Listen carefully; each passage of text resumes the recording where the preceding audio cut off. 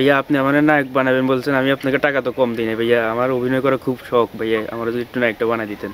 আরে ছোট ভাই, তোমার কথা তো আমি এখানে রেখেছি, আমার মাথায় রেখেছি। তোমাকে ভেবে আমি গল্প লিখেছি, গল্প প্রায় শেষ প্রান্তে লেখাটা। হ্যাঁ হ্যাঁ, আর একটু বাকি আছে। আর তুমি যে টাকা দিয়ে হয় না, নায়ক হতে গেলে টাকার খরচ করতে হবে, দিল খোলাসা হতে হবে। হ্যাঁ, এই পাকে আমি নায়িকাদের সাথে কথা বলে রেখেছি, নায়িকা রাজি হয় না। তুমি তো নতুন মানুষ, বুঝো না। আমি অনেক রিকোয়েস্ট করলাম, ছোটো ভাই কাছের ভাই, তারপর রাজি করলাম। এখন তুমি আমাকে যে টাকা দিলে, এই টাকা দিয়ে আসলে নায়ক হওয়া যায় না। তোমাকে আমি নায়ক বানাবো, যেহেতু আমি তোমাকে একবার কথা দিয়েই ফেলেছি, তুমি টেনশন করবে না, তোমাকে নায়ক বানাই আমি চাটবই। আর আমি একজন বড় পরিচালক, আমি যদি তোমাদের মতো ছেলেপেলেদেরকে নায়ক না বানাতে পারি, কিসের পরিচালক হলাম? তুমি টাকার ব্যবস্থা করো, আর নায়িকাটাকে রেডি, বুঝো না, টাকা লাগবে। নায়িকা তো কত লাগবে ভাইয়া কোনায় আন্দ্রে দিয়াম তো টাকা, তুমি আরও 10-12 হাজার ব্যবস্থা করো, তাহলে আমি তোমাকে নায়ক বানাই দেবো, কথা দিলাম। কিন্তু ভাইয়া এত টাকা আমি কই থেকে পাবো? ব্যবস্থা করতে হবে তোমাকে, যেভাবে করতে হবে। নায়ক হতে হলে খরচ করতে হবে না? হ্যাঁ, যাও যাও ব্যবস্থা করো, তারপর বেশি যোগাযোগ করো। ভাই বড় একজন পরিচালক, অত্র অঞ্চলে বাইরে একটা নাম সময় আছে, তুমি ভালো করে জানো। জি ভাইয়া, এটা তো জানি। হ্যাঁ, তোমাকে নায়ক বানাবো, কথা দিলাম। আমি কথা যাকে দিই, কথা আমার বরখাস হয় না। তুমি টাকা ব্যবস্থা করো, তোমাকে নায়ক বানাই দেবো। আর গল্প প্রায় লেখা শেষ, তুমি এখানে টাকা ব্যবস্থা করে ফেলো, কেমন? আচ্ছা ভাই, আমি তাহলে ব্যবস্থা করে না, টাকার ব্যবস্থা করি। আচ্ছা ঠিক আছে, ওকে, কোনো টেনশন করিও না ভাইয়া, একজন পরিচালক, কথা দিলাম। মারু, কি রে তুই এটা কেন কামনি করছিস?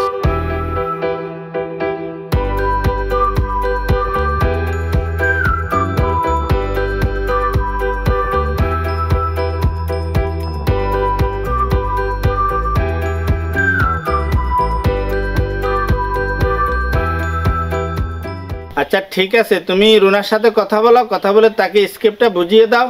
আমরা কয়েকদিনের মধ্যে শুটিং শুরু করে দিব। আর রাত্রে আমার অফিসে এসো, তোমার সাথে কথা আছে।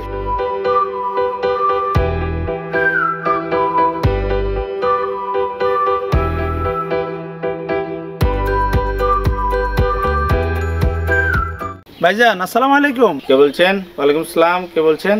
ভাইয়া আপনি আমাকে চেনেন নাই? না, ঠিক চিনতে পারিনি তো। ভাইয়া আমি সজীব ভাইয়ের ছোট ভাই শাহিন। কোন শাহিন? আমি সজীব ভাইয়ের সাথে আপনার অফিসে তো গেলাম। ও, সজীবের ছোট ভাই তুমি শাহিন? হ্যাঁ হ্যাঁ, মনে পড়েছে। এখন চিনলেন? আচ্ছা ভাইয়া, ফেসবুকে দেখলাম, বিভিন্ন মাধ্যমে জানতে পারলাম আপনি বড় একটি নাটক তৈরি করতেছেন, প্রায় 1 ঘন্টার। হ্যাঁ, তোমাদের এলাকায় শুটিং করব। গতকালকে তোমাদের এলাকায় লোকেশন দেখতে গিয়েছিলাম, সজীব ভাইয়ের সাথে তো অনেকক্ষণ আড্ডা দিয়ে আসলাম। তাই আমাদের এলাকা আসলেন, তো আমাকে একটা ফোন দিবেন না? ওর আমার ফোন কীভাবে দেবে? আমার নাম্বার তো আপনার কাছে নেই, যদিও পারতেন মেসেঞ্জার আমাকে একটু ফোন দিতে পারতেন। আচ্ছা যাক ভাইয়া, আপনাদের নাটকে আমাকে একটু সুযোগ দেওয়া যাবে? আচ্ছা ভাইয়া, তোমাকে পরে জানাবো, এখন ব্যস্ত আছি। ঠিক আছে ভাই, এই নাম্বারটা আমার, আপনার ফোনের অপেক্ষায় রইলাম। আচ্ছা ঠিক আছে। আচ্ছা ঠিক আছে ভাই, আসসালামু আলাইকুম।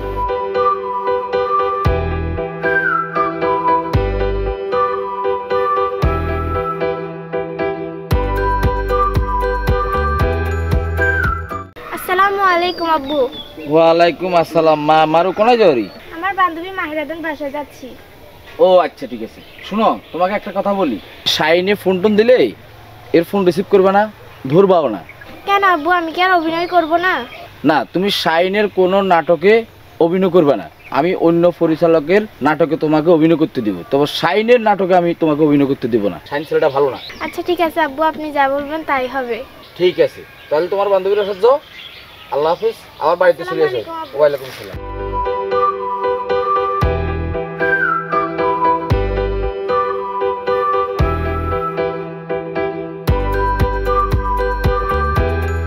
ব্যাপারটা বুঝলাম না, ভাইকে ফোন দিলাম, ভাই আমাকে ফোন করবে, কাজ করব ওনার নাটকে।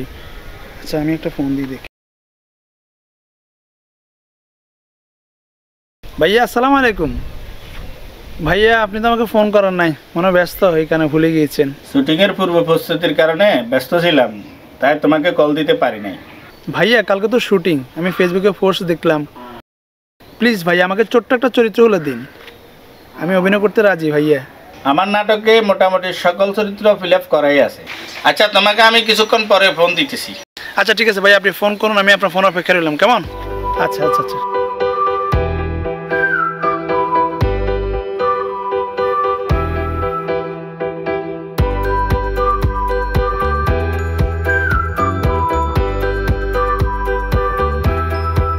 সজীব ভাই, আপনার ছোট ভাই আমাকে অনুরোধ করতেছে আমার নতুন নাটকে সে অভিনয় করবে, আপনি যদি অনুমতি দেন আমি তাকে নিতে পারি।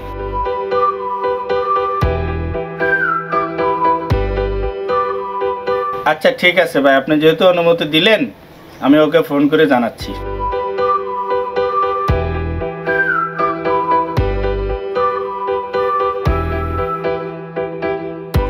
ভাই ফোন দিছি। আসসালামু আলাইকুম ভাই। ওয়ালাইকুম আসসালাম। আচ্ছা আগামীকাল সকাল 8টায় তুমি সুবর্ণরেখায় চলে আসবা। আচ্ছা ঠিক আছে ভাইয়া, 8টায় কেমন? আচ্ছা ঠিক আছে, আমি 8টা আমি 7টার দিকে এসে সুবর্ণরেখায় বসে থাকবো, তাহলে আপনারা আসেন কেমন? আচ্ছা ঠিক আছে। আচ্ছা ঠিক আছে ভাই, আপনাকে অসংখ্য অসংখ্য ধন্যবাদ ভাইয়া। আসসালামু আলাইকুম ভাইয়া। ওফ, বড় পরিচালকের সাথে বড় প্রোডাকশনে কাজ করব, এই খবর তো এলাকার সবাইকে জানিয়ে দিতে হয়। ঠিক আছে। কিরে কই যাস? আসসালামু আলাইকুম ভাই, ওয়ালাইকুম ওয়ালাইকুম ওয়ালাইকুম সালাম, ভালো আছি। কই যাস তুই? ভাইয়া শুটিং যাচ্ছি। লোকেশন কোথায়? লোকেশন দক্ষিণ অবদা। বুঝি না সজীব ভাই, একটা জায়গায় চিনছি, শুধু দক্ষিণাদার সব নাটক শুধু দক্ষিণাদার শুটিং করে। গল্পের প্রয়োজনে সজীব ভাই এলাকার বাইরে গিয়েও নাটক করে। আচ্ছা বুঝছি বুঝছি বুঝছি, তুই তো ভাই 2-1টা নাটক অভিনয় করতে পারস। ভালো গল্প পেলে অভিনয় কেন করবো না? কি বলস তুই? ভাইয়ের গল্পগুলো ভালো না, এটা তো বুঝেলি। আর বেটা, কালকে তো আমি অভিনেত্রী মারিয়ার একটা শর্ট ফিল্ম ফেসবুকে আপলোড দিলাম, তারপরে ইউটিউবে আপলোড দিলাম, আর আপলোড দেওয়ার সাথে সাথে লক্ষ লক্ষ ভিউ। তুই কি বল, বাইরের প্রতিটি নাটকে ভিউ, আর তোদের সজীব ভাই মজিব ভাইয়ের নাটকে কি ভিউ, তোরা কি করস? আমার প্রতিটি গল্পে লক্ষ লক্ষ ভিউ, কি বলস তুই বেটা? ভাইয়া ভিডিওতে ভিউ হওয়া না হওয়ার সাথে গল্পের ভালো মন্দ যাচ করা ঠিক না। ভাইয়া আপনি রাত্রে ফ্যান খুলে লাইভে যান, দেখবেন লক্ষ লক্ষ ভিউজ। হ্যাঁ বুঝছি বুঝছি, যা যা তোর কামে যা, তুই যা। বেড়া বেগুন এটা একই নৌকার মাঝি, এটা পাজির কোথাকার, এটা আমার জ্ঞান দেয় আমার। হ্যাঁ পাজি।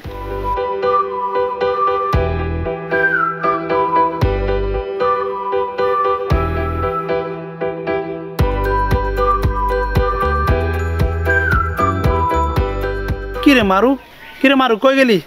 আমি বান্ধবীর বাসা থেকে আসতেছি। আমি তো তোদের বাসা থেকে আসতেছি, আমি সকাল থেকে কয়েকবার তোদের বাসায় গেলাম, তোকে পাইলাম না, আর তোকে আমি ফোন বারবার করি, তুই তো ফোন কেটে দিস, কিসে? ভাইয়া ফোন তো আমার কাছে থাকে না, মায়ের কাছে থাকে। সেটা তো বুঝলাম, কিন্তু তোর মা ফোন কেন ধরো না? আচ্ছা যাই হোক, শোন ভাইয়া দারুণ একটা গল্প লিখেছি, এত দারুণ গল্পটা যদি যে অভিনয় করবে সে রাতারাতি ভাইরাল, রাতারাতি সে সেলিব্রিটি হয়ে যাবে। আর এই গল্পটা যখন আমি লিখেছি, এত সুন্দর করে আমি লিখেছি, অনেক সময় দিয়ে যত্ন করে লিখেছি। এই গল্পের খবর পাশ হওয়ার পরে আমাকে রিনা, টিনা, সকিনা, মিনা, পিয়া সবাই শুধু ফোন দিতেছে। আমি বলতেছি না আমি তো ভেবে দেখবো, আমি কথা যাকে তাকে দিই না, আমি যাকে তাকে কথা যখন দিই, আমি কথা রাখি। তো ওদেরকে আমি ওয়েটিংয়ে রেখেছি, বুঝছো? কে যেন ফোন দিছিল, দেখছো মারিয়া? বলতে না বলতে সুনিয়ার কল চলে আসলো। হ্যালো সোনিয়া। আরে আয় তো সুনিয়া নয়, তোর বাবাই দোয়ানদার হারুন। সোনিয়া, তুমি এই খবর কই পাইলা? আরে হারামজাদা, তুই আর দোয়ানে মাইকে টিয়ে দেস না কা?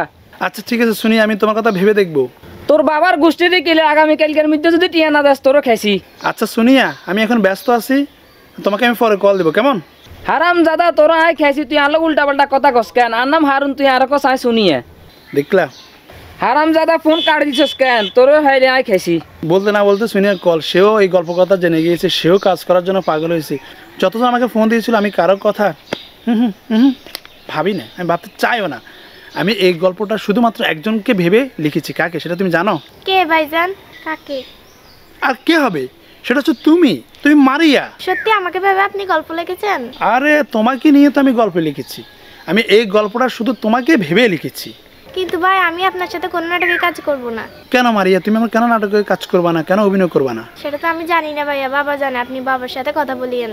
উফ, তোমার আব্বু, আচ্ছা ঠিক আছে, তোমার আব্বুর সাথে আমি কথা বলবো, কিন্তু তুমি প্রস্তুত থাকবা, তোমার আব্বুকে আমি যেভাবে ম্যানেজ করবো। হ্যাঁ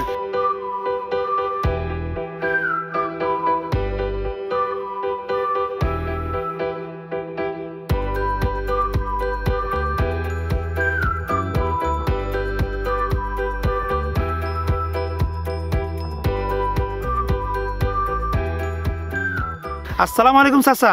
ওয়ালাইকুম আসসালাম। চাচা, আমি আপনাকে অসংখ্য ফোন দিলাম, আপনি তো আমার ফোন ধরলেন না।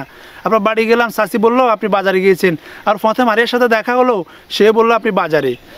কেন বাতিজা, তুমি আমার কেন খুঁজতেছো? চাচা, আগামী বৃহস্পতিবার আমার নতুন একটি নাটকের শুটিং, আমি মারিয়াকে বললাম প্রস্তুতি নিতে, সে বলতেছে আপনার সাথে কথা বলতে। আপনি কি মারিয়াকে কিছু বলেছেন? তোমার কোনো নাটকে আমার মেয়ে অভিনয় করবে না। কেন চাচা, কি হয়েছে? ও তো ভালো অভিনয় করে, দর্শককে গ্রহণ করে, ওর প্রতিটি গল্প, প্রতিটি নাটক হিট, প্রতিটি নাটকের লক্ষ লক্ষ ভিউ। বিউর খেতা পড়ি, বিউ মানে কি নাটক কি ভালো? একটি নাটকের শক্তি হলো গল্প, অভিনেতাদের অভিনয় ও আরো অনেক কিছু। তুমি আমার মেয়েকে নাটকে খারাপ উপস্থাপন করেছো, তোর কারণে আমার মান সম্মান নষ্ট হয়েছে। আমার মেয়েকে নিয়ে মানুষ আজে বাজে কথা কইতেছে।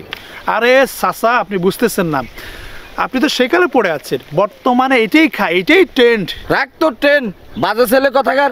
এলাকায় শুধু তুই নাটক বানাস, আর কে বানানা?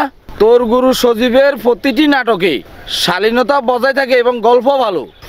আরে চাচা, ও নাটক করে, ও কোনো কাতারে নেই। কত বড় বড় পরিচালক আমার সাথে যোগাযোগ করে। আপনি নিশ্চয়ই ফেসবুকে পোস্ট দেখেছেন, বড় একটা নাটকের কাজ হতেছে, ওই শহরের পরিচালক, বড় বড় পরিচালক, ওই পরিচালক হাইপ আছে না, হ্যাঁ উনি একটা নাটক বানাচ্ছে, আমাদের এলাকায় শুটিংটা হবে। উনি তো আজকে আমাকে প্রায় 14-15টা কল দিয়েছে, আমি আসলে ওই ফোন ধরতে পারিনি, ব্যস্ত।